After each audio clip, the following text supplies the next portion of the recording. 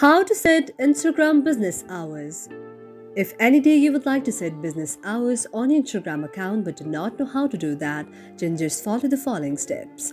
First of all, you have to launch Instagram application on your mobile device. In order to do so, you have to go to the search icon on your mobile device.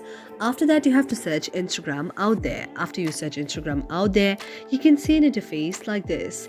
Now you have to tap on the very application Instagram. After you tap on the very Instagram application there, you have to go to your profile section and then go to the three lines on the top and then go to the option of settings and privacy. Now, one of the things that you have to keep in mind is in order to do all of these steps, you have to switch your very account to your professional type. If it's in personal type, these very steps cannot be done. So you have to make sure that your very account has been switched to the professional type. And if you have switched the account to the professional type, now you have to go to the option of the creator tools and control. It may also be business tools and control. So if you find the option of creator tools and controls or the business tools and control, you have to tap on the very option of it.